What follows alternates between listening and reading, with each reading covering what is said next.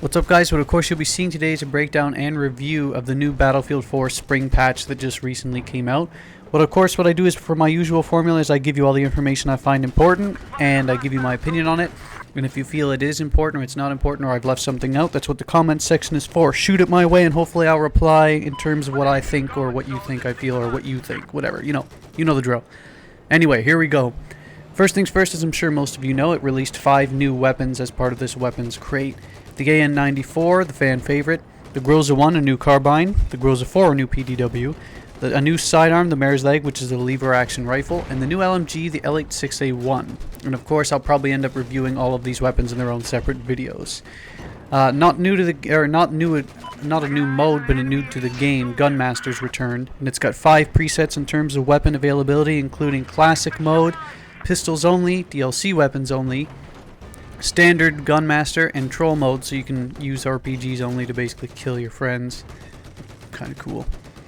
For most guns, this is in terms of actual gun changes, weapon or game changes. For most guns, the damage drop-off in terms of range has actually been increased quite a bit by a few meters. Means a weapon's maximum damage per bullet won't start dropping off until further away than the previous patch, so this theoretically should reward a skilled hand, raising the skill cap. With regard to shotguns, the pellet count for each shell has actually been increased, but the damage per pellet has actually decreased, which actually should result in a more even spread of damage distribution in a single blast of the shotgun rounds. In addition, hip fire accuracy has been significantly increased, so now shotguns are more viable in terms of that run and gun hip fire close quarters situation, as opposed to the past where it was more inconsistent of you didn't really know whether you were going to get the kills or not. It rewards a better skilled hand in close quarters. Additionally, the PDWs for the engineer class have actually received quite the big jump in terms of dealing damage over range before the drop-off occurs. So they're a more viable option other than close quarters now. So it gives you the option of choosing that or a shotgun. Because if they had remained the same, you'd always just choose a shotgun. Why bother even with the PDWs? Prior to the patch, this is the head glitching fix. Bullets actually fired out of the center of your vision in terms of the crosshair. But DICE has actually changed this, so now that bullets actually go out of where the barrel is pointing in your weapon, so it's a more realistic change. But what this effectively does is kill head glitching, because now if you were standing above cover with only your head exposed, if the bullets would normally come out of where your center of vision is, it would come out from basically where your eyes are. As opposed to now, if the barrel is behind the cover, you're going to shoot the cover only. So head glitching it's been addressed.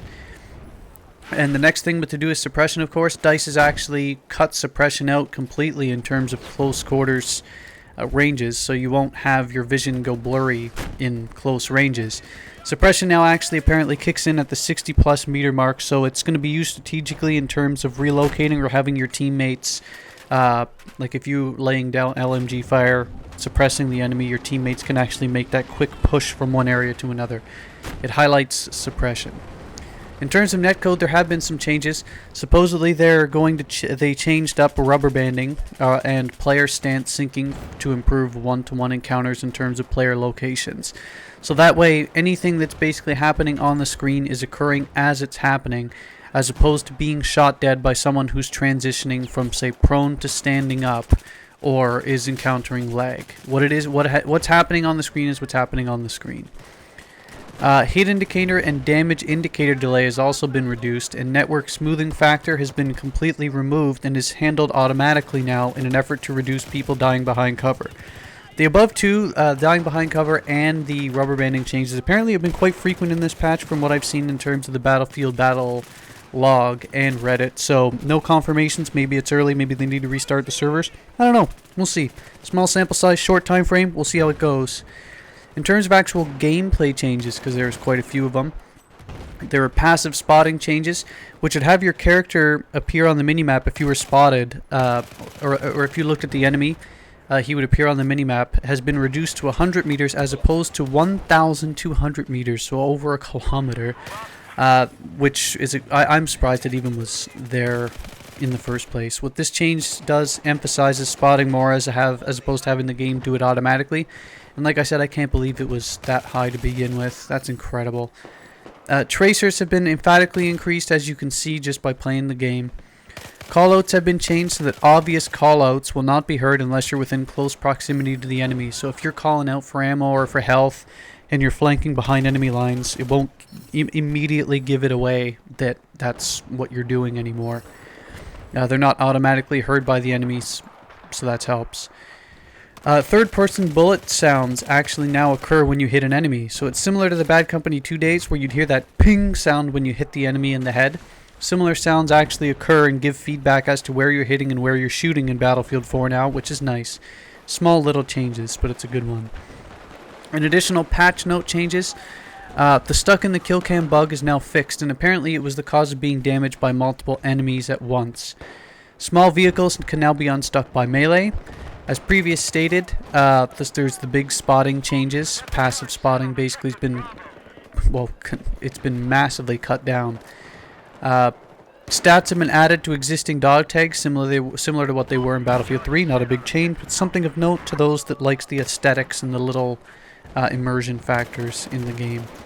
They fixed an issue where soldier camos would actually change between rounds, so no longer do you need to fumble around and fix camos between every map for optimal utilization. Bullet splash and tracers for sniper rifles have been increased and improved for distance range sniping. You can no longer set the sniper scope to 0 meters. It starts at 100 meters by default now, so that's something to be aware of when sniping. The SRA has been massively reduced, and this one I've seen is a massive hot wire for controversy. The range and turning ability has been dramatically reduced. And I've seen so much discussion about this, so much hatred toward it. And to be blunt, as much as I didn't really use the SRA that much, I don't feel there was a big need for it to be changed. There was a big learning curve, and if you got really good with this weapon, you should deserve to reward the kills. Because even the most skilled hands are going to miss more than they make. So it's not like it was something that was needed to be changed anyway. One thing I did like, and of course this one will be controversial too because I know there's big fans of it, the UCAV now has a 60-second wait time between shots. I feel this thing doesn't even need to be in the game at all. It's a useless bloated gadget of explosions. Take it out, it wouldn't be a big influence to anyone anyway. So having it 60 seconds, there's no real incentive to really use it anymore. In terms of optics, there have been big changes. The FLIR and the infrared scope have been changed. They now highlight players and vehicles regardless of what angle they're in relation to the sun, as well as complete darkness. Anything glowing at night that's a player, vehicle, or light gets seen. And countermeasures such as lasers, flashlights, and flares now blind this vision. Infrared smoke and thermal grenades also block night vision. So there's a good counter of cat and mouse going on in terms of this. Jets have been changed as well. Of course, this has been a big hot button issue as well. The severely decreased damage output by lowering the damage of the main cannon means that you can only really do one run per attack with the jet, and a lot of people don't like this. Gravity now affects speed more than it did before, so flying toward the ground will actually be faster than flying away from it, which actually will reduce the time that you can shoot a target as well because you're speeding up. And 313 as that target speed and turns is no longer relevant, which means that gaining speed, like by using gravity, would actually cause you to turn faster. Quick little changes in terms of team deathmatch. The Siege of Shanghai, Rogue Transmission, Zavo 311, and the Lankang Dam all basically have elevators or cranes and ladders removed, so you can't use that elevation advantage anymore. And that's basically it with regard to significant changes in my eyes. Of course, what you'll see is you might have one that you might completely disagree with. You might have one that you completely agree with. I'm going to play test the weapons out, see how they respond, see if they're any good. I don't like the SRA change all that much. I'm not a big jet player. That's one thing I've definitely been neglecting. I've always wanted to learn and get better at jets, but my love-hate with relationship with Battlefield 4, I just don't play it enough to really put in the time to really develop that skill curve. So I don't really know how it would affect jets, but from what I've seen from a lot of the big jet players, the primary jet players out there, they really don't like that change. I'm okay with the UCAV change. I didn't like the SRA change because I feel like if I was about to learn that weapon now, it would be a waste of my time, and it'll probably encourage more lock-ons. But let me know. This was a pretty decent match. I get disconnected right now. Not the best, but hey, I don't play all the time. I'm rusty as hell every time I go on. But if you liked it, let me know. Let me know the changes.